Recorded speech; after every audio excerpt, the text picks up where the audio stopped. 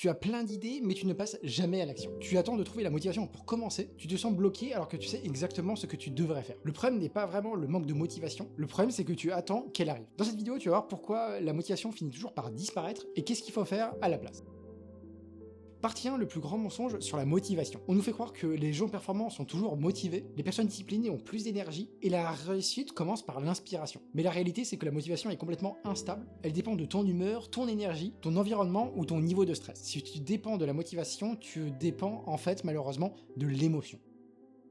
Partie 2, pourquoi tu te sens démotivé. Tu attends de te sentir prêt, demain, lundi, le mois prochain, mais ce moment parfait n'arrive jamais. L'envie est souvent une conséquence de l'action et non une cause. Deuxième point, tu regardes l'objectif au lieu du premier pas. Erreur fréquente, voire 10 étapes d'un coup. Ton cerveau au final, il voit du coup choses compliquées, inconfort, prendre du temps, etc., etc. Ce qui fait donc que tu vas complètement bloquer. Troisième point, tu veux des résultats rapides. Donc tu commences au début souvent très motivé, et puis après peu ou pas de résultats visibles, et peu de progrès visibles. Donc au final, à la suite de ça, tu perds ton enthousiasme, et au final, après, beaucoup abandonnent parce qu'ils n'ont pas nécessairement les résultats escomptés, mais aussi ils n'ont pas nécessairement fourni tout l'effort nécessaire pour arriver des fois à ce genre de résultat. Tu es mentalement épuisé, surcharge mentale, stress, distraction. Ton cerveau cherche à la suite de ça du coup du confort, de la facilité et de la gratification immédiate.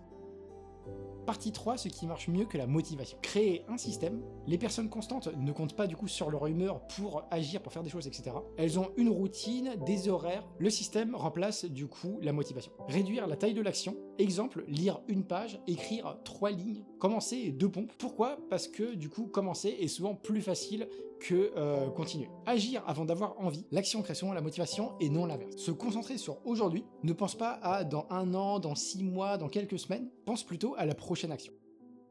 Partie 4, ce que les gens motivés font différemment. Alors, ils ne sont pas plus motivés, contrairement à ce qu'on pourrait croire, mais ils sont plus réguliers, plus patients, plus disciplinés et plus habitués à agir malgré le manque d'envie. La différence n'est pas émotionnelle, elle est plutôt comportementale. Au final, pour conclure et pour résumer ça très simplement en une phrase, il faut rappeler que tu n'as pas besoin d'être motivé pour commencer, mais qu'au contraire, tu as plutôt besoin de commencer pour être motivé. Voilà en tout cas pour cette vidéo, j'espère vraiment qu'elle vous aura plu. Si c'est le cas, n'hésitez pas à donner un petit like, ça fait toujours plaisir pour moi, pour la chaîne, etc. Et bien je vous dis à bientôt, salut!